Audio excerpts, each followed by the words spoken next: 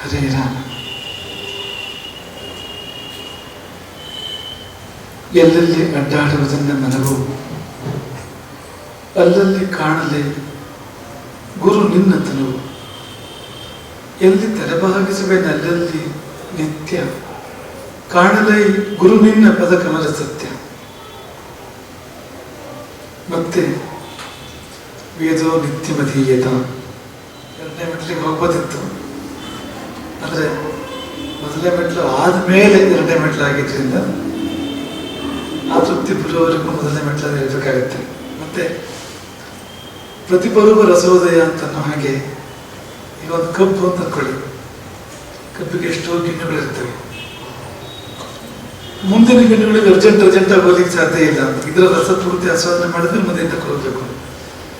ಮುಂದೆ ಅನೇಕ ಪರ್ವಗಳಿದೆ ಅನ್ನೋ ಕಾರಣಕ್ಕೆ, ಗಿಣ್ಣುಗಳಿದೆ ಅನ್ನೋ ಕಾರಣಕ್ಕೆ ಈಗ ಇರುವುದನ್ನು ಚೆನ್ನಾಗಿ ಆಸ್ವಾದನೆ ಮಾಡದೆ ಬಿಡುಗಡೆ ಮಾಡೋ ಹಾಗಿಲ್ಲ ನೋಡಿ. ಹಾಗೆ ಎಲ್ಲ ಮೆಟ್ಟಿಲುಗಳು ಹೀಗೆ ಇದೆ ಅಂತ. ನಿಜವಾಗಿ ಒಂದೊಂದೇ ಮೆಟ್ಟಲೇ ಸಾಕು ಅನ್ನೋ ಹಾಗಿದೆ. ಆ ಒಂದೊಂದು ಚೆನ್ನಾಗಿ ಮನಸ್ಸಿಗೆ ಬಂದರೆ ಇನ್ನೊಂದು ಬೇಕಾಗೋದಿಲ್ಲ, ಅಥವಾ ಇನ್ನೊಂದನ್ನು ತಾನೇ ಕೊಡ್ತದೆ ಅದು. ಇನ್ನೆಲ್ಲ ಮೆಟ್ಟಿಲುಗಳಿಗೂ ತಾನೇ ಕರ್ಕೊಂಡು ಹೋಗ್ತದೆ ಒಂದನೇ ಮೆಟ್ಟಿಲು ಸರಿಯಾಗಿ ಅರ್ಥ ಆದರೆ. ಹಾಗಾಗಿ ಆ ಒಂದನೇ ಮೆಟ್ಟಿಲಿನ ಕುರಿತೆ ಇನ್ನಷ್ಟು ನಾವು ಅದರ ಆಳಕ್ಕಿಳಿಯುವಂಥ ಒಂದು ಸಂದರ್ಭ ಇದೆ. ವೇದೋ ನಿತ್ಯ ಮದೀಯತ, ನಿತ್ಯ ವೇದ ಅಧ್ಯಯನ ಮಾಡಿ. ಈ ಒಂದು ಸೂಚನೆ ಹಿಂದೆ ಒಂದು ತತ್ವ ಇರ್ತದೆ. ಯಾವುದೇ ಒಂದು ಸೂಚನೆ ಹಿಂದೆ ಒಂದು ತತ್ವ ಇರ್ತದೆ. ಆ ತತ್ವದ ಮೇಲೆ ಆ ಸೂಚನೆ ಬರುವಂಥದ್ದು. ಇಲ್ಲಿ ತತ್ವ ಯಾವುದು ಅಂತಂದ್ರೆ, ವೇದೋ ನಿತ್ಯ ಮದೀಯತ, ನಿತ್ಯ ವೇದಾಧ್ಯಯನ ಮಾಡಿ, ವೇದವನ್ನು ಹಿಡ್ಕೊಳ್ಳಿ, ನಿತ್ಯ ಹಿಡ್ಕೊಳ್ಳಿ, ವೇದವನ್ನು ಗಟ್ಟಿಯಾಗಿ ಹಿಡ್ಕೊಳ್ಳಿ ಅನ್ನೋ ಸೂಚನೆ ಹಿಂದಿರೋ ತತ್ವ ಯಾವುದಂದ್ರೆ, ಶಬ್ದ ಮತ್ತು ಅರ್ಥ ಒಟ್ಟಿಗಿರ್ತದೆ ಎನ್ನುವ ತತ್ವ. ಒಂದನ್ನು ಬಿಟ್ಟು ಇನ್ನೊಂದು ಇರೋದಿಲ್ಲ. ಅದು ಸತಿಪತಿಗಳು, ಶಬ್ದ ಮತ್ತು ಅರ್ಥ. ಎಲ್ಲ ಶಬ್ದಗಳು ಅದರ ಅರ್ಥದ ಒಟ್ಟಿಗಿವೆ, ಎಲ್ಲ ಅರ್ಥಗಳು ಶಬ್ದದೊಟ್ಟಿಗಿವೆ, ಒಂದನ್ನೊಂದು ಬಿಟ್ಟಿರೋದಿಲ್ಲ. ಹಾಗಿರುವಾಗ ಪರಮಾರ್ಥದೊಟ್ಟಿಗೆ ಪರಮ ಶಬ್ದ ಇರಲೇಬೇಕು. ಆ ಪರಮ ಶಬ್ದಗಳಿಗೆ ವೇದ ಅಂತ ಹೆಸರು. ಎಲ್ಲ ಶಬ್ದಗಳಿಗೂ ಅವನೇ ಅರ್ಥವಂತೆ.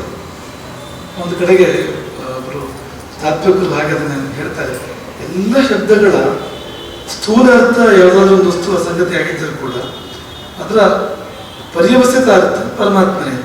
ಎಲ್ಲ ಶಬ್ದವು ಅಲ್ಲೇ ಹೋಗಿ ತಲುಪುವಂಥದ್ದು, ಅಂದರೆ ಸೀದಾ ಹೋಗಿ ತಲುಪುವಂಥದ್ದು. ಅತ್ತ ಇತ್ತ ಎಲ್ಲೂ ಸುಳಿದಾಡದೆ ಸುತ್ತದೆ ಸೀದಾ ಹೋಗಿ ತಲುಪುವಂಥ ಶಬ್ದಗಳಿಗೆ ವೇದ ಅಂತ ಹೆಸರು. ಅಪೌರುಷೇಯವಾದ ಶಬ್ದಗಳು, ಪವಿತ್ರವಾದ ಶಬ್ದಗಳು, ಅವಿನಾಶಿಯಾದ ಶಬ್ದಗಳು, ಹುಟ್ಟಿದ ಸಾವಿರದ ದಿವ್ಯತೆ ಇರ್ತಕ್ಕಂಥ ಶಬ್ದಗಳು. ಶಬ್ದಾರ್ಥಗಳು ಸತಿಪತಿಯಂತೆ ನಾವು ಹೇಳಿದ್ವಿ. ಅದು ಸತಿಪತಿಯಂತೆ ಅಂತಾರೆ. ಸತಿಪತಿ ಅದು.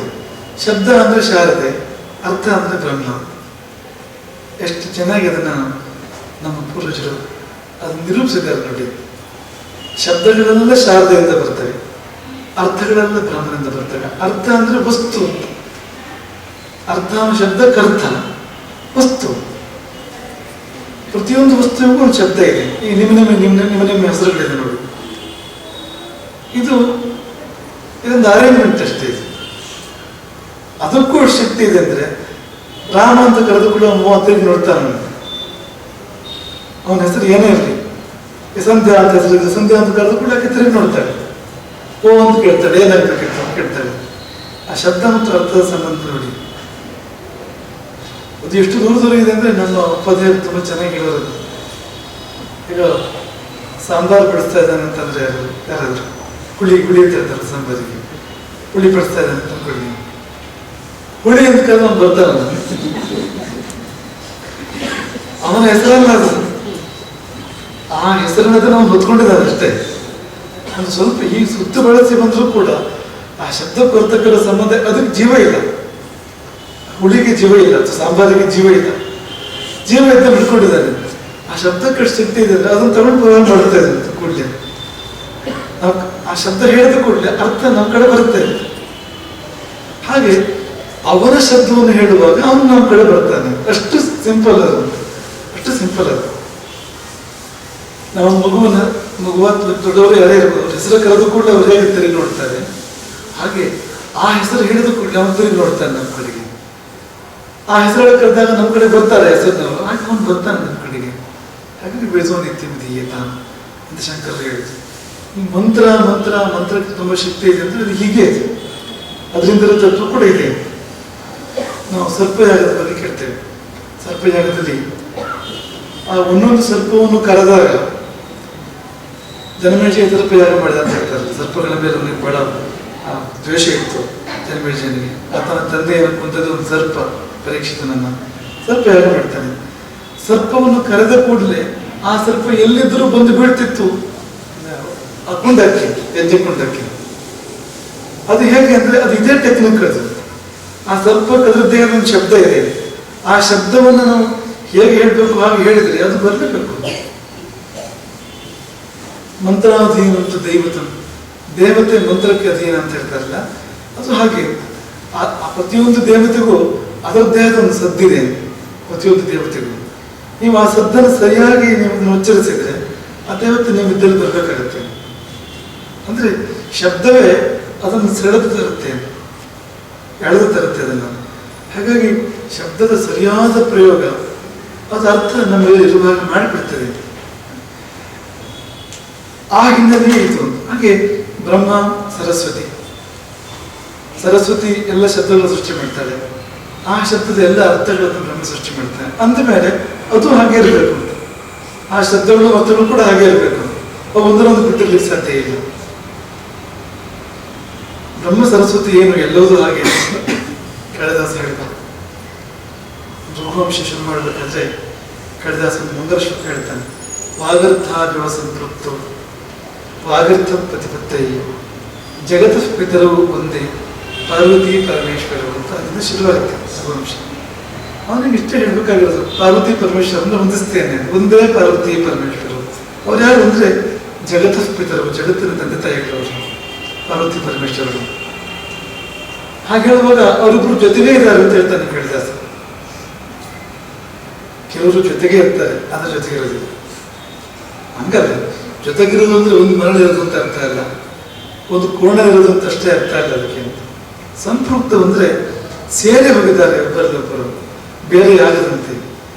ಅರ್ಧ ಶರೀರ, ಅರ್ಧನಾರೀಶ್ವರ ಶಿವ.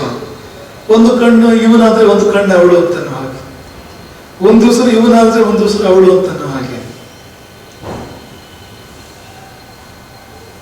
ಇಡೀ ಶರೀರವೇ ಆಗಿದೆ. ಮಸ್ತಿಷ್ಕದ ಒಂದು ಭಾಗ ಅವನಾದ್ರೆ ಒಂದು ಭಾಗ ಇವಳು, ಬಲಗೈ ಅವನಾದ್ರೆ ಎಡಗೈ ಇವಳು, ಬಲಗಾಲ ಅವನಾದ್ರೆ ಎಡಗಾಲ ಇವಳು. ಇನ್ನೂ ಹಾಗೆ ಸೇರಿ ಹೋಗಿದ್ದಾರೆ ಸಂತೃಪ್ತವು. ಉದಾಹರಣೆ ಕೊಡುದು ವಾಗರ್ಥ ಆಗಿವ ಅಂತ ಹೇಳಿದ. ವಾಕ್ಕು ಅರ್ಥ ಒಂದು ಜೊತೆಗೆ ಒಂದು ಸೇರಿ ಇರೋದು ಹಾಗೆ. ಹೇಗೆ ಶಬ್ದ ಮತ್ತು ಅರ್ಥಗಳು ಒಂದನ್ನೊಂದು ಬಿಟ್ಟಿಲ್ವೋ ಹಾಗೆ ಒಂದನ್ನೊಂದು ಬಿಟ್ಟಿಲ್ವೋ ಅಂತ ಉಪಮಾ ಕಾಳಿದಾಸ ಅಂತ ಪ್ರಸಿದ್ಧಿ. ಉಪಮೆಗಳನ್ನು ಕೊಡೋದ್ರಲ್ಲಿ ತುಂಬಾ ಪರಿಣತ ಕಾಳಿದಾಸ. ಹೋಲಿಕೆ ಅದ್ಭುತ ಅವನದು ಅಂತ. ಅವನು ರಘುವಂಶದಂತ ಮಹಾಕಾವ್ಯ ಶುರು ಮಾಡ್ಬೇಕಾದ್ರೆ ಬಟ್ಟೆ ಒಂದು ಹೋಲಿಕೆ ಕೊಟ್ಟಿದ್ದು. ಯಾವುದಕ್ಕೆ? ದೇವರು ಗಂಡ ಹೆಂಡತಿ ಒಟ್ಟಿಗೆ ಇರ್ತಾರೆ ಅಂತ ಅದನ್ನ ಪಾರ್ವತಿ ಪರಮೇಶ್ವರರು ಒಬ್ಬನೊಬ್ಬರು ಬಿಟ್ಟಿರೋದಿಲ್ಲ ಅಂತ ಹೇಳ್ಬೇಕಾದ್ರೆ ಅವನು ಕೊಟ್ಟ ಉದಾಹರಣೆ ಯಾವುದಂದ್ರೆ ಶಬ್ದ ಮತ್ತು ಅರ್ಥದ ಹಾಗೆ. ಅವು ಹೇಗೆ ಒಂದನ್ನೊಂದು ಬಿಟ್ಟಿಲ್ವೋ ಹಾಗೆ ಒಂದನ್ನೊಂದು ಬಿಟ್ಟಿಲ್ವೇ ಅಲ್ಲವು. ಅದೆಷ್ಟು ಚೆನ್ನಾಗಿದೆ ಅಂದ್ರೆ ಸಂತೃಪ್ತವನ್ನ ಶಬ್ದ ಬಳಸ್ತಾನೆ ಕಾಳಿದಾಸ. ಬಹಳ ಚೆನ್ನಾಗಿದೆ. ಅದಕ್ಕೆ ಕಾಳಿದಾಸ ಅಂತ ಹೇಳಿದ್ರು. ಸಂತೃಪ್ತ ಅಂದ್ರೆ ಶಬ್ದಕ್ಕ ಸಂಪರ್ಕ ಗೊತ್ತಾರ ನಿಮಗೆ. ಸಂತೃಪ್ತ ಅಂದ್ರೆ ಸಂಪರ್ಕ ಹೊಂದಿದವರು ಅಂತ, ಅಂದ್ರೆ ಅಲ್ಲಿ ಬೆಸೆದಿದ್ದಾರೆ, ಅವರು ಬೆಸೆದು ಹೋಗಿದ್ದಾರೆ ಅಂತ. ಆದ್ರೆ ಈ ಸಂತೃಪ್ತವನ್ನ ಪದದ ಬದಲು ಸಂಯುಕ್ತವನ್ನ ಪದ ಕೂಡ ಬಳಸ್ಬೋದು ಕಾಳಿದಾಸ. ಛಂದೋಭಂಗ ಏನಾಗುತ್ತಿಲ್ಲ. ವಾಗರ್ಥ ವ್ಯವ ಸಂತೃಪ್ತ, ವಾಗರ್ಥ ವ್ಯವ ಸಂಯುಕ್ತ, ಛಂದೋಭಂಗ ಇಲ್ಲ. ಸಂಯುಕ್ತವಂತ ಹೇಳಿದ್ರೆ ಸಂಪೃಕ್ತವಂತ ಯಾಕೆ ಹೇಳಿದೆ ಅಂದ್ರೆ ಆ ಪದವೇ ಆಗಿದೆ ಅಂತ. ಈ ಸಂಪೃಕ್ತವು ಅನ್ನೋದನ್ನ ತುಟಿ ಸೇರಿಸಿ ಹೇಳಿದ್ರು. ಸಣ್ಣ ಸಣ್ಣ ಸ್ವರದಲ್ಲಿ ಹೇಳಿ, ಪಿಸುತ್ತ ಹೇಳಿ ಹೇಳ್ಕೊಳ್ಳಿ, ನಿಮಗೆ ಗೊತ್ತಾಗುತ್ತೆ. ಸಂಪೃಕ್ತವು ತುಟಿ ಸೇರಿಸುತ್ತೆ ಹೇಳ್ಬೇಕು. ಪ್ರಯತ್ನ ಮಾಡಿ ನೋಡೋಣ. ತುಟಿ ಸೇರಿಸುತ್ತೆ ಹೇಳಿ ಸಂಪೃಕ್ತವು. ಅದಕ್ಕೆ ಅದು ಕವಿ ಅಂತ ಹೇಳೋದು ಅಂತ. ಅವನು ಎಲ್ಲಿವರೆಗೆ ನಾವು ವ್ಯಾಪ್ತಿ ಅಂದ್ರೆ ನೀವು ಆ ಪದ ಉಚ್ಚರಿಸ್ಬೇಕಾದ್ರೆ ಅವರಿಬ್ರು ಹೇಗಿದ್ದಾರೆ ಅಂತ ಗೊತ್ತಾಗುತ್ತೆ ನಮ್ಗೆ. ಆ ಸೇರಿದ್ರೆ ನೀವು ಪದ ಉಚ್ಚರಿಸಕ್ಕೆ ಸಂಯುಕ್ತ ಉಚ್ಚರಿಸ್ಬಿಡ್ಬೋದು. ಸಂಯುಕ್ತ ಹೇಳಿ ನೋಡಿ, ವಾಗರ್ಥ ಸಂಯುಕ್ತ ತುಟಿ ಸೇರಿಸ್ತಾ ಹೇಳ್ಬೋದು. ದುಡ್ಡು ಸೇರಿಸಿ ಸಂಯುಕ್ತ ಹೇಳಿದೆ ನೋಡೋಣ. ದುಡ್ಡು ಸೇರಿಸಿ ಹೇಳಿ ಸಂಯುಕ್ತ ಏನು ಐಬಿದೆ ಅದು. ಸಂಯುಕ್ತ ಅನ್ನೋದು ಹೌದಾದ್ರು ನಿಜವಾಗಿ ಸಂಯುಕ್ತವಲ್ಲ ಅದು. ಅದೇನೋ ಕೊರತೆ ಇದೆ. ಮೇಲ್ನೋಟ ಪಟ್ಟಿಗಿದ್ರು ನಿಜವಾಗಿ ಜೊತೆಗಿಲ್ಲ ಅದು. ಅಂಥದ್ದೆಲ್ಲ ಅಂತ ಹೇಳೋದು ಕಾಳಿದಾಸ. ಹೆಸರಿಗೆ ಒಟ್ಟಿಗಿದ್ರು ನಿಜವಾಗಿಲ್ಲ ಅನ್ನೋದು ಎಷ್ಟಿಲ್ಲ ಪ್ರಪಂಚದಲ್ಲಿ ಹೇಳಿ. ಸಂಯುಕ್ತ ಅನ್ನೋ ಪದ ಆಗಿದೆ. ಹೆಸರಿಗೆ ಆ ಶಬ್ದದ ಅರ್ಥ ಮೇಲ್ನೋಟಕ್ಕೆ ಅದುವೇ ಒಟ್ಟಿಗೆ ಅಂತ. ಆದರೆ ಅನುಭವಿಸುವಾಗ ಬೇರೆ ರೀತಿ ಅದು, ಉಚ್ಚರಿಸುವಾಗ ಬೇರೆ ರೀತಿ. ಸಂಪೃಕ್ತ ಅನ್ನೋದು ಹಾಗಿಲ್ಲವೇ ಇಲ್ಲ. ಉಚ್ಚರಿಸುವಾಗ ಕೂಡ ಎರಡು ಸೇರುತ್ತೆ ಅಲ್ಲಿ, ಒಂದನ್ನು ಬಿಟ್ಟು ಒಂದಿರೋದೇ ಇಲ್ಲ. ಆ ಪದ ಬಳಸುವಾಗ ಅವನು ಕಾಳಿದಾಸ ಇಲ್ಲಿವರೆಗೆ ಹೋಗಿದ್ದಾನೆ ನೋಡಿ. ಎಷ್ಟು ಚೆನ್ನಾಗಿದೆ ಅವನ ಒಂದು ಇದು ಪದ ಪ್ರಯೋಗ, ನಿರೂಪಣೆ ಶೈಲಿ. ಹೇಗೆ ಹೇಳಿದಾನ ಅವನು ಅವರಿಬ್ಬರು ಒಟ್ಟಿಗಿದ್ದಾರೆ ಅಂತ ಅದನ್ನ. ಪಾರ್ವತಿ ಪರಮೇಶ್ವರರು ಅದನ್ನು ಹೀಗೂ ಬಿಡಿಸ್ತಾರೆ. ಪಾರ್ವತಿ ರಮೇಶ್ವರರು ಅಲ್ಲೂ ಬಿಡಿಸ್ತಾರೆ ಕಾಳಿದಾಸನ. ಒಂದು ರೀತಿ ಸೊಬಗದು. ಪಾರ್ವತಿ ಅಂದ್ರೆ ಶಿವ ಅಂತಲೇ, ರಮೇಶ್ವರ ಅಂದ್ರೆ ವಿಷ್ಣು, ರಮೆಯ ಲಕ್ಷ್ಮಿಯ ಒಡೆಯ ಈಶ್ವರ. ಅವರಿಬ್ಬರು ಕೂಡ ಹಾಗೆ ಒಟ್ಟಿಗಿದ್ದಾರೆ ಅಂತ. ಶಿವರು ವಿಷ್ಣುವರು ಜಗಳ ಆಡೋದೇ ಇರಲಿ, ಜಗಳ ಆಡ್ತಾ ಇರಲಿ, ಅವರಿಬ್ರು ಸೇರ್ಕೊಂಡು ಚಂದ್ರ ಆಡ್ತಾ ಇರ್ತಾರೆ. ಆ ಜಗಳದ ಚಂದ್ರನ ಹೀನೋಪಮ ಕೊಡೋದ್ರೆ ರಾಜಕಾರಣಿಗಳ ಉಪಮ ಕೊಡ್ಬೋದು. ಜಗಳ ಆಗ್ತಾ ಇರುತ್ತೆ ಎರಡು ಪಕ್ಷಿಗಳ ಮಧ್ಯೆ, ನಿಜವಾಗಿ ಇಬ್ಬರು ಒಟ್ಟಿಗಿರ್ತಾರೆ ಈ ಕಡೆಗೆ ಅಂತ ಹೇಳಿ. ಇದು ಹೀನೋಪಮ. ಇದು ಉಚ್ಚೋಪಮ ಹೇಳೋದು ಅಂದ್ರೆ ಪಾರ್ವತಿ ಶಿವ ಮತ್ತು ವಿಷ್ಣುಗಳು ಕೂಡ ಅವ್ರ ಭಕ್ತರು ಜಗಳಾಡ್ತಾ ಇದ್ರು. ಅವರು ಒಬ್ಬರೊಬ್ಬರು ಬಿಡದೆ ಒಟ್ಟಿಗಿದ್ದಾರೆ. ಗೋಕರ್ಣದ ಆತ್ಮಲಿಂಗ ಇದ್ದ ಹಾಗೆ. ಆತ್ಮಲಿಂಗ ಶಿವ, ಪಾಣಿಪೀಠ ಸಾಲಿಗ್ರಾಮ ಶಿಲೆ, ಅದು ವಿಷ್ಣು. ನಿಮಗೆ ಕಾಣದಲ್ಲಿ ವಿಷ್ಣುವೇ ಕಾಣೋದಿಲ್ಲ. ಪಾಣಿಪೀಠರು ಕಾಣುತ್ತದೆ ನಿಮ್ಗೆ ದೊಡ್ಡದಾಗಿ. ಲಿಂಗದ ಒಂದು ಬಿಂದು ಮಾತ್ರ ಕಾಣೋದು ನಿಮ್ಗೆ. ಅದು ನೋಡಬೇಕು, ಸರಿ ಕಂಡ್ಬಿಟ್ಟು ನೋಡ್ಬೇಕು. ನೋಡಿದ್ರೆ ಒಂದಿಷ್ಟೇ ಕಾಣೋದು, ಪೂರ್ತಿ ಕಾಣೋದು ವಿಷ್ಣುವೇ. ವಿಷ್ಣುವೇ ಶಿವನನ್ನು ಆವರಿಸಿದಾನೆ ಅಲ್ಲಿ. ಅವರಿಬ್ಬರು ಒಟ್ಟಿಗಿದ್ದಾರೆ. ಹಾಗಾಗಿ ಅಲ್ಲಿ ಮಂತ್ರಗಳನ್ನೆರಡು ಒಟ್ಟಿಗೆ ಬಳಸ್ತಾರೆ. ಶೈವ ಮಂತ್ರಗಳನ್ನ ವೈಷ್ಣವ ಮಂತ್ರಗಳನ್ನ ಒಟ್ಟಿಗೆ ಬಳಸ್ತಾರೆ ಪೂಜೆ ಮಾಡುವಾಗ. ಹಾಗೆ ಆದರೆ ನಿಜವಾಗಿ ಅವರ ಉದಾಹರಣೆ ಎಲ್ಲರಿಗೂ ಕೊಡ್ಬೇಕು. ಪಾರ್ವತಿ ಪರಮೇಶ್ವರ ಇದ್ದಾಗಿದ್ದಾರಪ್ಪ ಒಟ್ಟಿಗೆ ಅಂತ ಎಲ್ಲರಿಗೂ ಬೇರೆ ಎಲ್ಲರಿಗೂ ಉದಾಹರಣೆ ಕೊಡ್ಬೇಕು. ಆದ್ರೆ ಅವರಿಗೆ ಕಾಳಿದಾಸ ಶಬ್ದಾರ್ಥದ ಉದಾಹರಣೆ ಕೊಡ್ತಾನೆ ಅಂತ. ಶಬ್ದ ಅರ್ಥ ಜೊತೆಗಿದ್ದ ಹಾಗೆ ಅವ್ರ ಜೊತೆಗೆ ಇರ್ಬೇಕು. ಅವ್ರ ಜೊತೆಗೆ ಇಲ್ಲದೆ ಇದ್ರೆ ಅದಕ್ಕೆ ಮಿಥ್ಯೆ ಅಂತ ಹೆಸರು.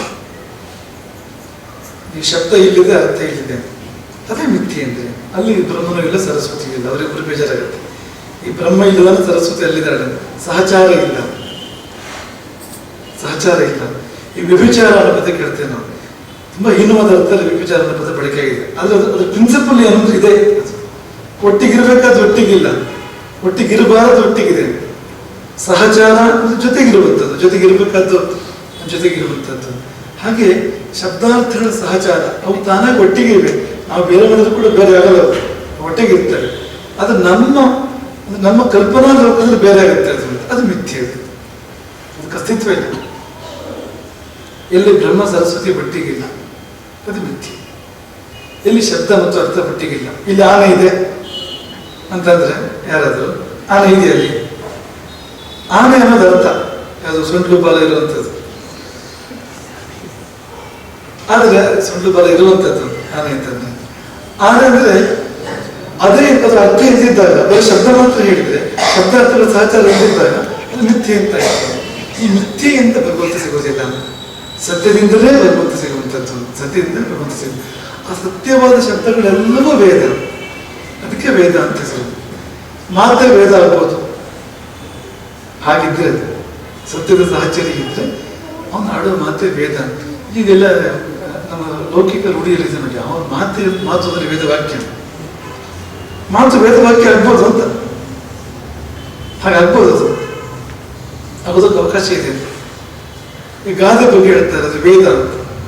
ಈ ಪಂಚಮ ವೇದ ಅಂತ ಸುಮಾರು ಕೆಲವು ಹೇಳ್ತಾರೆ, ಅದಕ್ಕಲ್ಲ. ಅವೆಲ್ಲವೂ ವೇದವೇ, ಅವೆಲ್ಲವೂ ವೇದವೇ. ಹಾಗಾಗಿ ಅಂತಹ ಪದಗಳ ಜೊತೆಗಿದ್ರೆ, ನೀವು ಪರಮ ಪದದ ಜೊತೆಗಿದ್ರೆ ಪರಮಾರ್ಥವು ಅಲ್ಲೇ ಇದೆ ಅಂತ. ಪರಮ ಪದ ಮತ್ತು ಪರಮಾರ್ಥ ಅದ್ರ ಜೊತೆಗೆ ಇರುವಂಥದ್ದು ನಮ್ಮ ಬಾಯಲ್ಲಿ ಅದಿರ್ಬೇಕು, ನಮ್ಮ ಹೃದಯದಲ್ಲಿ ಅದಿರ್ಬೇಕು ಅಂತ ಶಂಕರರು ಹೇಳಿದ್ದು. ಹಾಗಾಗಿ ಆ ದೃಷ್ಟಿಯಿಂದ ನೋಡಿದಾಗ ನಿಮಗೆ ನಿಜವಾಗ ಮೊದಲನೇ ಮೆಟ್ಟಲೆ ಮನೆ ಮೆಟ್ಟಲಾಗ್ತದೆ. ಅಷ್ಟು ನಾವು ಸರಿಯಾಗಿ ಕಲ್ತುಕೊಂಡ್ರೆ ನಮ್ಗೆ ಅಂಥ ಪದಗಳು, ಆ ಪದಗಳನ್ನ ಅದು ವ್ಯಾಕರಣಶಾಸ್ತ್ರ ಹೇಳುತ್ತೆ.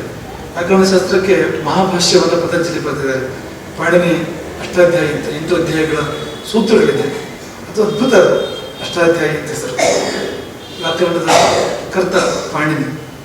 ಅದಕ್ಕೆ ಮಹಾಭಾಷ್ಯ, ದೊಡ್ಡ ಭಾಷ್ಯವನ್ನು ಬರೀತಾರೆ ಪತಂಜಲಿಗಳು. ಅವರಲ್ಲಿ ಹೇಳ್ತಾರಂತೆ ಏನಂದ್ರೆ, ಏಕಶಬ್ದ ಸಮ್ಯಕ್ ಜ್ಞಾತಃ ಸುಷ್ಟು ಪ್ರಯುಕ್ತ ಸ್ವರ್ಗೇ ಲೋಕೆ ಕಾಮದುರ್ಭವತಿ. ಒಂದೇ ಒಂದು ಶಬ್ದವನ್ನ, ಏಕಶಬ್ದ. ಅವ್ರ ಭಾಷೆ ತುಂಬಾ ಚಂದ, ಪತಂಜಲಿಗಳ ಭಾಷೆ. ಯೋಗದ ಪತಂಜಲಿ ಅವರೇ, ಆ ಮಹಾಭಾಷ್ಯದ ಪತಂಜಲಿ, ವ್ಯಾಕರಣ ಮತ್ತು ಆಯುರ್ವೇದ ಅಲ್ಲೂ ಇದ್ದಾರೆ, ಎಲ್ಲ ಕಡೆ ಇದ್ದಾರೆ ಪತಂಜಲಿಗಳು. ಅದರಲ್ಲಿ ಒಂದೇ ಶಾಸ್ತ್ರಗಳು ಕೂಡ ಅಕ್ಕಪಕ್ಕ ಸಹೋದರರಿದ್ದಾಗೆ. ಅವರು ಈ ಒಂದು ಪ್ರಯೋಗ ಮಾಡ್ತಾರೆ. ಅವರು ಏಕಶಬ್ದ, ಒಂದೇ ಒಂದು ಶಬ್ದ, ಸಮ್ಯಕ್ ಜ್ಞಾತ, ಅದನ್ನು ಸರಿಯಾಗಿ ನಾವು ಅರ್ಥ ಮಾಡ್ಕೊಂಡ್ವಿ ಆ ಶಬ್ದವನ್ನು. ಸುಷ್ಟು ಪ್ರಯುಕ್ತ, ಸರಿಯಾಗಿ ಪ್ರಯೋಗಿಸಲಿಕ್ಕೆ ನಮಗೆ ಬಂದರೆ, ಸೈಂಟಿಫಿಕ್ ಆಗಿ ವೈಜ್ಞಾನಿಕವಾಗಿ ಅದನ್ನು ಪ್ರಯೋಗ ಮಾಡಲಿಕ್ಕೆ ನಮಗೆ ಬಂದರೆ, ಆ ಒಂದೇ ಒಂದು ಪದ ಉಚ್ಚರಿಸಿದ್ರೆ ಅಂತ, ಒಂದು ಪದವನ್ನು ಪ್ರಯೋಗಿಸಿದ್ರೆ ಆ ಪದ ನಮ್ಮ ಪಾಡಿಗೆ ಸ್ವರ್ಗೇ ಲೋಕೆ, ಸ್ವರ್ಗ ಲೋಕದಲ್ಲಿ ಕಾಮದುರ್ಭವತಿ, ಕಾಮಧೇನು ಆಗುತ್ತೆ. ಒಂದೇ ಪದ ಅರಿತು ಪ್ರಯೋಗಿಸಿದರೆ, ಸಮ್ಯಕ್ ಜ್ಞಾತ, ಚೆನ್ನಾಗಿ ಅರಿಬೇಕು ಪದವನ್ನ, ಸುಷ್ಟು ಪ್ರಯುಕ್ತ, ಸರಿಯಾಗಿ ಪ್ರಯೋಗಿಸಿದರೆ ಅದು ಕಾಮಧೇನು ಆಗಬಲ್ಲದು. ಅಂದ್ರೆ ಹೀಗೆ. ಯಾಕೆಂದ್ರೆ ಆ ಪದದ ಪಕ್ಕದಲ್ಲಿ ಪರಮಾತ್ಮ ಇದ್ದಾನೆ. ಇನ್ನೊಂದು ನಾಣ್ಯದ 2 ಮುಖ ಇದ್ದಾಗೆ, ಒಂದು ಮುಖ ಇನ್ನೊಂದು ಮುಖ ಅಂತ ಹಾಗೆ ಅಂತ. ಹಾಗಾಗಿ ಇದು ಸಿಕ್ಕಿರೋದು ಸಿಗ್ಲೇಬೇಕು ಅಂತ, ಅದ್ರ ಪಕ್ಕ ಇದೆ ಅದು, ಅದ್ರ ಜೊತೆಗಿದೆ ಅದು ಅಂತ. ಹಾಗಾಗಿ ತುಂಬಾ ಸ್ಥೂಲವಾಗಿ ಅನಿಸ್ತದೆ. ಬೇಜ ನಿತ್ಯ ಮದಿಯೇತ ಮಂತ್ರಕರ್ತೃಗಳ ಅಂತ ಹೇಳಿದಾಗಿದೆ ಶಂಕರಾಚಾರ್ಯರು. ಹಾಗೆ ಹೇಳೋದು. ಇದೊಂದು ಹವ್ಯಕ್ಕೆ ಹಾಡಿನ ಪ್ರಯತ್ನ ನಮಗೆ. ಸಾಕೋ ಮಾಡಿ ಓದಿದ್ದು ಇಂಗ್ಲಿಷ್ ಓದೋನಿಗೆ ಯಾರೋ ಕೈ ಬರೀತಾನೆ, ಬೇಕಾದಷ್ಟು ಪಾಟಿದ್ದು ಗೊತ್ತೋ ಓದಿ ಕಡಿಯೋದು, ಸಾಗರ ಪ್ರಾಂತದ ಭಾಷೆ ಇದು. ಮತ್ತೆ ಹೋಗ್ತು ದುಡಿಯೋದು, ಅದರ ಒಂದು ಕಡೆ ಇದೆ. ಬೇಕಾದ್ರೆ ಮಂತ್ರ ಕಲ್ತ್ಬೇಡ, ಜಾತಿ ಧರ್ಮ ತಿಳ್ಬೇಡ ಅಂತ ಒಂದು 2 ಅಕ್ಕೆ ಇದೆ. ಬೇಕಾದ್ರೆ ಮಂತ್ರ ಕಲಿ. ಆ ಕಾಲೇಜ್ ಇಷ್ಟು ಖುಷಿ ಹಾಕಿದ ನನಗೆ ಆ ಕವಿ ಹೇಳ್ತಾನೆ. ಹಾಗೆ ಶಂಕರಾಚಾರ್ಯರು ಎಂಥದ್ದು, ಅವರು ಮಹಾಮೇಧಾವಿ, ಇಡೀ ಪ್ರಪಂಚಕ್ಕೆ ಸಲ್ಲುವಂತ ಒಂದು ಸಿದ್ಧಾಂತ ಕೊಟ್ಟವರು ಅಂತೆಲ್ಲ ಇದೆ. ಅವರು ಏನು ಬರೀ ಒಂದು ದೊಡ್ಡ ಸಂಪ್ರದಾಯ ಹೇಳ್ಬಿಡ್ರಲ್ಲ, ಮಂತ್ರ ಕಲಿಯುತ್ತೆ ಅಂದ್ಬಿಟ್ರಲ್ಲ ಅಲ್ಲಿ ಅಂತಂದ್ರೆ, ಅದು ಎಷ್ಟಿದೆ ಅದರಲ್ಲಿ, ಅದ್ರ ಹಿಂದೆ ಎಷ್ಟು ವಿಜ್ಞಾನ ಇದೆ ಅದನ್ನು ನೋಡ್ಬೇಕು ನಾವು. ಆ ಶಬ್ದಾರ್ಥಗಳ ಸಹಚರ್ಯ ನಿಮ್ಗೆ ನಮ್ಮ ಉಪಾಧ್ಯಾಯ ನೆನಪು ಮಾಡ್ಕೊಂಡು ಎಂದು ಉದಾಹರಣೆ ಕೊಡೋದಾದ್ರೆ, ನೋವು ಆದಾಗ ಆ ಅಂತ ನೀವು ಒಂದ್ಸತಿ ನೆನಪು ಮಾಡ್ಕೊಡಿ. ನೋವು ಅದು ಅದೇ ಅರ್ಥ ಮಾಡಿಸೋದು ನೋವೇ ಯಾವಾಗಲೂ ಅಂತ. ಈ ನೋವಾದಾಗ ಆ ಅಂತೇವಲ್ಲ, ಆ ಪದಕ್ಕೂ ಆ ನೋವಿಗೂ ಎಷ್ಟು ಸಂಬಂಧ ಇದೆ ನೋಡಿ, ಎಷ್ಟು ಸಂಬಂಧ ಇದೆ ನೋಡಿ. ಕರೆಯೋದು ಬೇಡ, ಕೇಳೋದು ಬೇಡ, ತಾನೇ ಬರುತ್ತದೆ ಶಬ್ದ ಅಂತ, ನೋವಾದಾಗ ಅಂತ ಸಹಜವಾಗಿ. ಎಷ್ಟು ಚೆನ್ನಾಗಿದೆ ನೋಡಿ, ತಾನಾಗಿ ಬರ್ತದೆ ಅಂತ. ನೋವಿನ ಪಕ್ಕದಲ್ಲಿದೆ ಅದು ಶಬ್ದ. ಸಿಂಹ ಗರ್ಜನೆ ಮಾಡ್ತದೆ, ಆ ಸಿಂಹವೆಂಬ ಅರ್ಥಕ್ಕೆ ಸಲ್ಲುವ ಶಬ್ದ ಅದು, ಆ ಗರ್ಜನೆ ಇದು. ಅದೆರಡು ಅಕ್ಕಪಕ್ಕ ಇದೆ. ಹಾಗಾಗಿ ಬೇರೆ ಯಾರಾದ್ರೂ ಗರ್ಜನೆ ಮಾಡಿದ್ರು, ಸ್ವಲ್ಪ ಅನುಕರಣೆ ಮಾಡಿದ್ರು, ಸಿಂಹ ಬರ್ತದೆ, ನಮ್ಮ ಮನಸ್ಸಲ್ಲಿ ಹೋಗುತ್ತೆ ಅಂತ. ಇಲ್ಲಿ ಗರ್ಜನೆ ಮಾಡುವಾಗ ಈ ಪದದ ಅರ್ಥ ಅದು ತಾನೇ ಸೀದಾ ಮನಸ್ಸಲ್ಲಿ ಹೋಗುತ್ತೆ. ಹಾಗೆ ವೇದವನ್ನು ಉಚ್ಚರಿಸುವಾಗ ತಾನು ನಿಮ್ಮ ಆತ್ಮ ಅಲ್ಲಿ ಹೋಗ್ಬೇಕು ಅಂತ, ಅದನ್ನು ತಲುಪಬೇಕು. ಹೀಗಿದೆ ಆ ಶಬ್ದಕ್ಕಿರುವ ಶಕ್ತಿ. ತುಂಬಾ ಅದ್ಭುತವಾದ್ದು. ದೇವರು ಈ ಒಂದು ಪೆಟ್ಟಿಗೆ ಸೃಷ್ಟಿ ಮಾಡಬೇಕಾದ್ರೆ ಅದರಲ್ಲಿ ಎಂಥ ಅದ್ಭುತ ವಸ್ತುಗಳನ್ನು ಸೃಷ್ಟಿ ಮಾಡಿಟ್ಟಿದ್ದಾನೆ ಅಂದ್ರೆ, ಅದು ಒಂದೊಂದೇ ಸಾಕು. ಹೊರಗಿನ ಯಾವ ಸಂಗತಿಗಳು ಬೇಡ. ಒಂದು ಮನಸ್ಸು ಕೊಟ್ಟಿದ್ದಾನೆ, ಆ ಮನಸ್ಸನ್ನು ಕೇಂದ್ರೀಕರಿಸಿದ್ರೆ ಸಾಕು. ಒಂದು ಮಾತು ಕೊಟ್ಟಿದ್ದಾನೆ, ಆ ಮಾತನ್ನು ಸರಿಯಾಗಿ ಪ್ರಯೋಗ ಮಾಡಿದ್ರೆ ಸಾಕು. ಒಂದು ಶರೀರ ಕೊಟ್ಟಿದ್ದಾನೆ, ಒಂದು ಅಂಗಭಂಗಿಯಲ್ಲಿ ಸರಿಯಾಗಿ ಕೂತ್ಕೊಂಡ್ರೆ ಸಾಕು. ಇಷ್ಟು ಸುಲಭ ಅಂದ್ರೆ ಭಗವಂತ ಹಾಗೆ ನೋಡಿದ್ರೆ, ಅಥವಾ ಪರಮಾರ್ಥ ಇಷ್ಟು ಸುಲಭ ಅಂದ್ರೆ ನಿಮ್ ಸರಿ ಕೂತ್ಕೊಂಡ್ರೆ ಸಾಕು ಅಂತ. ಆದ್ರೆ ಮಾಡೋದು ಬಹಳ ಕಷ್ಟ ಇದೆ. ಅದಕ್ಕೆ ನಾವು ಎಷ್ಟೋ ಸತಿ ನೆನಪು ಮಾಡ್ಕೊಡ್ತೇನೆ. ನಾವು. ಏನಾದರೂ ಮಾಡೋದು ಸುಲಭ, ಏನು ಮಾಡದೇ ಇರೋದು ಕಷ್ಟ. ಅದು ಹೇಳ್ಬೇಕಾದ್ರೆ ಅರ್ಥ ಆಗಲ್ಲ. ಅದು ನೀವು ಮಾಡಿದ್ರೆ ಅರ್ಥ ಆಗುತ್ತೆ. ಕೊಡ್ತಾರೆ ಏನು ಮಾಡದೇ ಇರೋದು ನೋಡೋಣ, ಏನು ಮಾಡಬಾರ್ದು ಮಾಡದೇ ಇರೋದು ಸಾಧ್ಯವಿಲ್ಲ. ಸಾಧ್ಯ ಇದೆ, ಅದು ಅಭ್ಯಾಸ ಬೇಕು. ಅದಕ್ಕೆ ಅಭ್ಯಾಸ ಬೇಕು ಅಥವಾ ತನ್ಮಯತೆ ಬೇಕು. ತನ್ಮಯತೆಯಲ್ಲಿ ಬರ್ತದೆ. ಸಂಪೂರ್ಣ ಎಲ್ಲದರ ಮುಳುಗಿ ಹೋದಾಗ ಆ ಶರೀರದ ಚರ್ಮೆ ನಿಂತಾಗುತ್ತೆ. ಅವಾಗಾಗಿ ನಿಂತು ಬಿಟ್ಟ ಅಂತ ಹೇಳ್ತಾರಲ್ಲ, ಹಾಗೆ ಇಲ್ಲ, ಅಭ್ಯಾಸ ಮಾಡಬೇಕು. ಅದೇ ರೀತಿ ಇದ್ದು ನೋಡಿ, ಬೇರೆ ಏನು ಬೇಡ, ಶರೀರವನ್ನು ಹಾಗೆ ಇಟ್ಟು ನೋಡಿ. ಹೀಗೆ ಬದುಕಿನ ಪ್ರತಿಯ ಸಂಗತಿಯು ಕೂಡ ನಮ್ಮನ್ನು ಅಲ್ಲಿಗೆ ಲೀಡ್ ಮಾಡುತ್ತೆ. ಊಟ ಕೂಡ ಲೀಡ್ ಮಾಡ್ಬೋದು ನಮ್ಮನ್ನು ಅಲ್ಲಿಗೆ. ಸರಿಯಾಗಿ ಊಟ ನಾವು ಮಾಡ್ಲಿಕ್ಕೆ ಬಂದ್ರೆ ಊಟ ಒಂದೇ ಸರ್, ಊಟ ಯಜ್ಞ ಆಗತ್ತೆ. ಪ್ರಾಣಾಗ್ನಿ ಮಾತ್ರ ಅಂತಿದೆ ಅದಕ್ಕೆ. ಒಳಗೆ ಜಠರದ ಅಗ್ನಿ ಇದೆ, ಅಲ್ಲೇ ಆ ಅಗ್ನಿಯಲ್ಲಿ ಅಗ್ನಿ ಮಧ್ಯದಲ್ಲಿ ಹೃದಯದಲ್ಲಿ ಭಗವಂತನಿದ್ದಾನೆ. ನಾವು ಕೊಡುವ ಒಂದೊಂದು ಸುತ್ತು ಕೂಡ ಅವಧಿಯಾಗಿ ಅದು ಯಜ್ಞವಾಗಿ ಪರಿಣಿಸಿ ನಾವು ಉದ್ಧಾರ ಮಾಡ್ಬೋದು. ಸರಿ ಮಾಡ್ಲಿಕ್ಕೆ ಬಂದ್ರೆ ನಮ್ಗೆ ಅದನ್ನ ಸರಿಯಾಗಿ ಮಾಡ್ಲಿಕ್ಕೆ ಬಂದ್ರೆ ಎಲ್ಲ ಕಡೆ ಇಟ್ಟಿದ್ದಾರೆ ಅದನ್ನ. ಒಂದು ಬಟ್ಟೆ ಉಡುವ ಕ್ರಮ ಇದೆ ಭಾರತದಲ್ಲಿ. ಆ ಬಟ್ಟೆ ಉಡುವ ಕ್ರಮ ಹೇಗಿದೆ ಅಂದ್ರೆ, ದೇವತೆಗಳನ್ನು ನೆನಪು ಮಾಡುವ ಹಾಗೆ. ಒಬ್ಬರನ್ನೊಬ್ಬರು ನೋಡಿದಾಗ ದೇವತೆಗಳನ್ನು ನೆನಪಾಗಬೇಕು ಅಂತ ಅವತ್ತಿನ ಕಾಲದ ಭಾವನೆ ಇತ್ತು, ಅವತ್ತಿನ ಕಾಲದ ಕಲ್ಪನೆ. ಎಲ್ಲಿಯೋ ಧ್ಯಾನ ಲೋಕದಲ್ಲಿ ದೇವತೆಗಳ ದರ್ಶನ ಆಗುವಾಗ ಅವರು ಯಾವ ರೀತಿ ಕಾಣ್ತಾರೋ ದೇವತೆಗಳಲ್ಲಿ, ಅದನ್ನು ಹೋಲುವಂತ ಉಡುಗೆ ತೊಡುಗೆ ಆಭರಣಗಳನ್ನು ನಮ್ಮಲ್ಲಿ ಉಡುವ ಪದ್ಧತಿ ಆಗಿತ್ತಂದ್ರು. ಒಬ್ಬರೊಬ್ಬರು ನೋಡಿದಾಗ ಆ ಲೋಕ ನೆನಪಾಗಲಿ ಅಂತ ಉದ್ದೇಶ ಇರುವುದು. ಒಬ್ಬರು ತಿಲಕ ನೋಡಿದಾಗ, ವಸ್ತು ನೋಡಿದಾಗ, ಅಥವಾ ಒಂದು ಕಿರೀಟ ನೋಡಿದಾಗ, ಆಭರಣಗಳನ್ನು ನೋಡಿದಾಗ, ಉಡುಗೆ ತೊಡುಗೆಯ ಆ ಕ್ರಮ ನೋಡಿದಾಗ ಮನಸ್ಸು ಅಲ್ಲಿ ಹೋಗ್ಬೇಕು ಪುನಃ. ಹಾಗಾಗಿ ಅಂತ ಪದ್ಧತಿ ಅಂತಂದ್ರು ನಮ್ಮಲ್ಲಿ. ಅದಕ್ಕೆಲ್ಲ ಅಂತ ಕಾರಣಗಳಿದೆ. ಯಾವುದೋ ಲೋಕದ ನೆನಪಲ್ಲಿ ಬದುಕಿದವರು ಅದು ಅರ್ಥ ಆಗದಿದ್ದಾಗ ನಾವು ಈಗೇನ್ ಮಾಡ್ತಿದ್ದೀವಿ ಅದು ಕೂಡ ವೈಜ್ಞಾನಿಕವಾಗಿ ಮಾಡ್ತಾ ಇಲ್ಲ, ಅದು ಸಂಪೂರ್ಣ ಅವೈಜ್ಞಾನಿಕ. ಈಗ ನಾವು ಯಾವ್ದು ಉಡುಗೆ ತೊಡುಗೆಯನ್ನ ನಾವು ಯಾವ್ದನ್ನು ಅಪ್ಕೊಂಡಿದ್ದೇವೆ, ನಿಜವಾಗಿ ಒಪ್ಕೊಳ್ಬೇಕು, ಅದನ್ನು ಬಿಟ್ಟು ಈಗ ಯಾವ್ದನ್ನು ಅಪ್ಕೊಂಡಿದ್ದೇವೆ, ಅದೇನು ವೈಜ್ಞಾನಿಕ ಅಂದ್ಕೊಳ್ಳಿ ಏನಂತ ಸಂಪೂರ್ಣ ಅವೈಜ್ಞಾನಿಕ. ಆ ಆಧುನಿಕ ಉಡುಗೆ ತೊಡುಗೆಗಳು ಸಂಪೂರ್ಣ ಅವೈಜ್ಞಾನಿಕ, ಅಸಂಬದ್ಧ. ಭಾರಿ ದೊಡ್ಡ ನಾವೆಲ್ಲ ಅರ್ಥ ತಿಳಿದು ಮಾಡೋರು ಪ್ರೋಗ್ರೆಸಿವ್ ಅಂತೇಳಿ ಅದನ್ನು ಮಾಡ್ತಾ ಇದ್ದೇವೆ. ಇರೋದನ್ನು ಬಿಟ್ಟು, ಇರೋದ್ರ ಅರ್ಥ ತಿಳ್ಕೊಳ್ಳೋದನ್ನು ಬಿಟ್ಟು ಅರ್ಥ ಇರೋದು ಯಾವುದನ್ನು ನಾವು ಮಾಡ್ತಾ ಇದ್ದೇವೆ. ಹಾಗೆ ಈ ಬದುಕಿನ ಎಲ್ಲ ಸಂಗತಿಗಳಲ್ಲಿ ಪರಮಾತ್ಮ ಇದ್ದಾನೆ, ಶಬ್ದದಲ್ಲಿ ಇದ್ದಾನೆ ಪರಮಾತ್ಮ. ಅಂಥ ಶಬ್ದಗಳನ್ನ ಆಶ್ರಯಿಸು, ಅಂಥ ಶಬ್ದಗಳನ್ನು ಗುರುತಿಸಿದ್ದಾರೆ, ಅಂಥ ಶಬ್ದಗಳನ್ನು ತೋರಿಸಿದ್ದಾರೆ, ಅಂಥ ಶಬ್ದಗಳನ್ನು ಆಡಿದ್ದಾರೆ, ಪಾಡಿದ್ದಾರೆ ಅವರು. ಅದು ದೊಡ್ಡ ಲೋಕವೇ ಆಗಿದೆ ಅದರದ್ದೇ ಒಂದು. ಅಲ್ಲಿಗೆ ಹೋಗು ಸೀದ ಎಲ್ಲ ಒಂದು ಶಬ್ದ ನಿನ್ನ ಕರ್ಕೊಂಡು ಹೋಗ್ಬಿಡುತ್ತೆ. ಯಾವುದೋ ಒಂದು ಶಬ್ದ. ರಾಮಕೃಷ್ಣ ಪರಮಹಂಸರಲ್ಲಿ ಎಲ್ಲೋ ರಸ್ತೆಯಲ್ಲಿ ಹೋಗ್ತಾ ಇದ್ದಾಗ ಯಾರೋ ಯಾರನ್ನೋ ಕರೆದಂತೆ ಗೋವಿಂದ ಅಂತ, ಯಾರೋ ಒಬ್ಬನ ಹೆಸರು ಗೋವಿಂದ ಅಂತ, ಅವ್ನು ಮತ್ತೆ ಯಾರೋ ಕರೆದ ಗೋವಿಂದ ಅಂತ. ಅದನ್ನು ಕೇಳಿದ ಕೂಡಲೇ ಮೈ ಮರೆತಿರುತ್ತೆ. ಇವರಿಗೆ ಇನ್ಯಾವುದೋ ಗೋವಿಂದ ನೆನಪಾಗ್ಬಿಡ್ತು.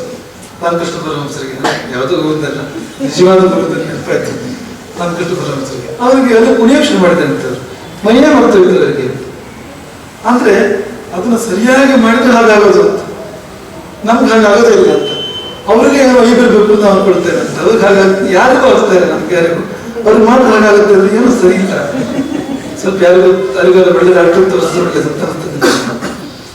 ಈಗ ನಾವು ನಿತ್ಯ ನಾಟಕ ಮಾಡಿದ್ರೆ ಕೂಡ ಅವರು ನಾಟಕದಲ್ಲಿ ಪಾತ್ರ ಮಾಡಿದಿರುತ್ತೆ, ಶಿವನ ಪಾತ್ರ ಮಾಡಿದಿರುತ್ತೆ. ರಾಮಕೃಷ್ಣ ಪರಮಹಂಸ ಚಿಕ್ಕ ವಯಸ್ಸಲ್ಲಿ ಅವ್ರನ್ನ ಗದಾ ಏನು ಕರಿತಾ ಇದ್ರಲ್ಲ, ಶಿವನ ಪಾತ್ರ ಮಾಡಿದಾಗ ಅದೇ ಆ ಜಟೆ, ಆ ಚಂದ್ರ, ಆ ಗಂಗೆ, ಆ ಸರ್ಪ, ಮತ್ತೊಂದು ಎಲ್ಲ ಕೃತಕವೇ ಅದೆಲ್ಲ. ಆದ್ರೆ ನಮಗೆ ನಮ್ಮ ಭಾವ ಚೆನ್ನಾಗಿದ್ರೆ ಕೃತಕ ಸಹಜ ಕಡೆ ಕರ್ಕೊಂಡು ಹೋಗುತ್ತೆ ಅನ್ನೋದಕ್ಕೆ ಎಷ್ಟು ದೊಡ್ಡ ಉದಾಹರಣೆ ಇದೆ. ಅದನ್ನ ಹಾಕೊಂಡು ನಿಂತವ್ರು ಶಿವ ಭಾವಕ್ಕೆ ಹೋದ್ರು, ಅವರು ಮೈ ಮರೆತು ಹೋಯ್ತು. ಈ ಕಡೆ ಎಚ್ಚರ ಹೋಯ್ತು, ಈ ಕಡೆ ಎಚ್ಚರ ಹೋಯ್ತು ಅಂದ್ರೆ ಏನು ದೊಡ್ಡ ಎಚ್ಚರ ಆಗಿದೆ ಅವರಿಗೆ, ನಿಜವಾದ ಎಚ್ಚರ ಆಯ್ತು. ಆಗ ಈ ಚಿಲ್ಲರ ಎಚ್ಚರ ಹೋಯ್ತು, ಜುಜುಬಿ ಎಚ್ಚರ ಹೋಯ್ತು ಅದ್ರ ಮುಂದೆ. ಹಾಗಾಗಿ ನೋಡಿದವ್ರ ಕಣ್ಣಿಗೆ ಏನೋ ಮೂರ್ಛೆ ತಪ್ಪಿ ಬಿದ್ದಾರೆ ಕಾಣುತ್ತೆ, ಸ್ವಲ್ಪ ಏನೋ ಹುಷಾರಿಲ್ಲ ಅವನಿಗೆ, ಅವ್ರ ಅಪ್ಪ ಅಮ್ಮ ಒಳ್ಳೆ ಡಾಕ್ಟರ್ ತೋರಿಸಿಲ್ಲ ಅಂತ ಹಾಗೆ ಉಳಿದವ್ರಿಗೆ ಇರುತ್ತೆ. ಆದ್ರೆ ಸರಿ ಇರೋದು ಅವ್ರು ಮಾತ್ರ. ಅನಾಮಯಿ ಯಾವ್ದು ಆತ್ಮಾನು ಪಶ್ಚಾತಿ ಆಯುರ್ವೇದ ಹೇಳುತ್ತೆ. ಅನಾಮಯಿ, ಆಮಯ ಅಂದ್ರೆ ರೋಗ, ಆಮಯಿ ಅಂದ್ರೆ ರೋಗಿ, ಆಮಯಿ ಅಂದ್ರೆ ರೋಗಿ, ರೋಗ ರೋಗಿ, ಆಮಯ ಆಮಯಿ. ಆಮಯಿ ಅಂದ್ರೆ ರೋಗ ಉಳ್ಳವನು ರೋಗಿ ಅಂತ. ಅನಾಮಯಿ ಅಂದ್ರೆ ರೋಗವಿಲ್ಲದವನು, ನೀರೋಗ. ನೀರೋಗ ಅಂದ್ರೆ ಯಾರು ಅನ್ನೋದಕ್ಕೆ ಆಯುರ್ವೇದ ಕೊನೆಯನ್ನು ಕೊಟ್ಟಿರೋದು ಏನಂದ್ರೆ ಆತ್ಮದರ್ಶನ ಮಾಡ್ತಾ ಇರೋದು ಅವನು ನೀರೋಗಿ. ಅಂದ್ರೆ ಎಲ್ಲ ಕಡೆ ಧಾತು ಸಾಮ್ಯ ಏರ್ಪಟ್ರೆ ಇಡೀ ಶರೀರ ಪೂರಕವಾಗಿ ನಿಂತರೆ ಅದಕ್ಕೆ ಎಲ್ಲ ಕಡೆ ಸಮತೆಯೇ ಮೈ ಬೆತ್ತರೆ, ಮೈಯಲ್ಲೆಲ್ಲ ಸಮತೆಯೇ ಮೈ ಬೆತ್ತರೆ ಮೈಯಲ್ಲೆಲ್ಲ. ಆಗ ತಾನೇ ತನಗೆ ಆತ್ಮದರ್ಶನ ಆಗುತ್ತೆ. ಅದನ್ನು ಹೇಳ್ತೀವಿ, ಊಟ ಸರಿಯಾಗಿ ಮಾಡ್ಲಿಕ್ಕೆ ಬಂದ್ರೆ ಅಂತ ಹೇಳಿದ್ದು ನಾವು ಅದನ್ನು. ಊಟ ಮಾಡುವಾಗ ಇಲ್ಲಿ ಎಲ್ಲ ಅಸ್ತವ್ಯಸ್ತ ಆಗ್ತಾ ಇರೋ ಹಾಗೆ ಯಾವ್ಯಾವ್ದು ಎಷ್ಟೆಷ್ಟು ರೇಷಿಯೋ ಇರಬೇಕು ಇರೋ ಹಾಗೆ ನೋಡ್ಕೊಂಡು ಆ ರೀತಿ ಊಟ ಮಾಡೋದು ಅಂದ್ರೆ ಅದರಲ್ಲೇ ಅವನು ಇಲ್ಲೇ ಒಂದು ಸ್ಥಿತಿಯನ್ನು ಸಂಪಾದನೆ ಮಾಡಿ, ಶರೀರದ ಸ್ಥಿತಿಯನ್ನು ಸಂಪಾದನೆ ಮಾಡಿ ಆ ರೇಷಿಯೋಕ್ಕೆ ಶರೀರ ಬರ್ತಿದ್ದಾಗೇನೆ, ಧಾತುಗಳು ಆಯಾ ಪ್ರಮಾಣಕ್ಕೆ ಬರ್ತಿದ್ದಾಗೇನೆ ತಾನಾಗಿ ಉಂಟಾಗುತ್ತೆ ಅಂತ ಆಯುರ್ವೇದ ಹೇಳುದು. ತಾನಾಗಿ ಪಕ್ಕನೆ ಅದು ಗೋಚರಿಸುತ್ತೆ ಕೂಡಲೇ ಅಂತ. ಹಾಗಾಗಿ ಇದನ್ನು ತಿನ್ಬೇಡ ಅಂತೆಲ್ಲ ಹೇಳಿದ್ರು ಅಂತ ಅಲ್ಲಿಗೆ ನಾವು ತಲುಪಬೇಕಾಗುತ್ತೆ ಆ ವಿಷಯದಲ್ಲಿ. ಹಾಗಾಗಿ ಇಷ್ಟೆಲ್ಲ ಸಲಕರಣೆಗಳು ಸಾಧನಗಳು ನಮ್ಮ ಮಧ್ಯೆ ಇದೆ ನಮ್ಮ ಜೀವನದಲ್ಲಿ. ಅವನು ಎಷ್ಟು ಕರುಣಾಡು ಅಂದರೆ ಭಗವಂತ ಅಂತ ಹೇಳಿದ್ರು, ಎಡವು ಬಿದ್ದರೆ ಅವನು ಸಿಗ್ಬೇಕು ಅಂತ ಅನ್ನೋ ಹಾಗೆ ಎಲ್ಲ ಇಟ್ಟೆ ನಮ್ಮ ಸುತ್ತಮುತ್ತ ಬಿಟ್ಟಿದ್ದಾನೆ. ಸುತ್ತಮುತ್ತ ಇಟ್ಟೋದು ಹಾಗಿರಲಿ, ಇಲ್ಲೇ ಈ ನಮ್ಮ ಸ್ವರೂಪದಲ್ಲಿ ಅದಕ್ಕೆ ಬೇಕಾದ ಎಲ್ಲ ಸಂಗತಿಗಳನ್ನು ಇಟ್ಟಿದ್ದಾನೆ. ಇಟ್ಟಿದ್ದೆಲ್ಲ ಅದೇ. ನಾವು ಅದನ್ನು ಮಿಸ್ಯೂಸ್ ಮಾಡಿ ಅಬ್ಯೂಸ್ ಮಾಡಿ ಅದು ಹಾಳಾಗಿ ಆ ಕೆಲಸ ಮಾಡದೇ ಇರ್ಬೋದು ಇವತ್ತು. ಅದು ಬೇರೆ ವಿಷಯ. ಅದಕ್ಕೆ ಯಾರು ಜವಾಬ್ದಾರಿ? ಅದಕ್ಕೆ ಅವನ ಜವಾಬ್ದಾರಿ ಅಲ್ಲ. ಆದರೆ ಸರಿಯಾಗಿ ಬೆಳೆಸಿದ್ರೆ ಎಲ್ಲವೂ ಕೂಡ ನಾವು ನದಿಗೆ ತಲುಪಿಸುವಂಥದ್ದು. ಅದರಲ್ಲಿ ಮೊದಲ ಉದಾಹರಣೆ ಶಬ್ದಲೋಕವನ್ನು ತೆಗೆದುಕೊಂಡ್ರು ಶಂಕರಾಚಾರ್ಯರು. ಒಂದು ದೊಡ್ಡ ಅದ್ಭುತವಾಗಿರ್ತಕ್ಕಂಥ ಲೋಕ ಶಬ್ದಲೋಕ. ದಂಡಿ ಇರ್ತಾನೆ, ಪ್ರಪಂಚವೆಲ್ಲ ಕತ್ತಲಾಗಿರುತ್ತಿತ್ತು ಶಬ್ದ ಹೊಂದಿರ್ತಿದ್ರೆ. ಇದು ಶಬ್ದಾಹ್ವಯಂ ಜ್ಯೋತಿ ಆ ಸಂಸಾರ ನದಿ ಇರ್ತದೆ ದಂಡಿ ಹೇಳೋದು. ಇದು ಮಂಥನ್ ತಮ ಕೃಷ್ಣನ್ ಜಾಯಿಗೆ ತಗೋಣಂತೆ. ಮೂರು ಲೋಕವು ಕುರುಡಾಗಿರ್ತಿತ್ತು, ಮೂರು ಜಗವೇ ಕುರುಡಾಗಿರ್ತಿತ್ತು, ಈ ಜಗತ್ತರ ಕತ್ತಲಾಗಿರ್ತಿತ್ತು. ಅದೊಂದು ಇದ್ದಿದ್ರೆ ಯಾವುದು ಶಬ್ದ ಒಂದು ಬೆಳಕಲ್ಲಿದ್ದರೆ ದೊಡ್ಡ ಬೆಳಕು ಅದು. ಹಾಗಾಗಿ ಆ ಶಬ್ದದ ಕಡೆಗೆ, ಸಹಜ ಶಬ್ದದ ಕಡೆಗೆ, ಪರಮ ಶಬ್ದದ ಕಡೆಗೆ, ಪರಮ ಪದದ ಕಡೆಗೆ ಶಂಕರಾಚಾರ್ಯರು ಲಕ್ಷ್ಯವನ್ನು ಸೆಳೆದು ಪರಮ ಪದವೇ ಪರಮಾರ್ಥಕ್ಕೆ ಸೋಪಾನ, ಪರಮ ಪದವೇ ಪರಮಾರ್ಥಕ್ಕೆ ಮಾರ್ಗ, ಸನ್ಮಾರ್ಗ ಅದನ್ನು ನಿರೂಪಿಸಿದರು. ವೇದೋ ಗಿರ್ಜಿನ ದೀಯತ.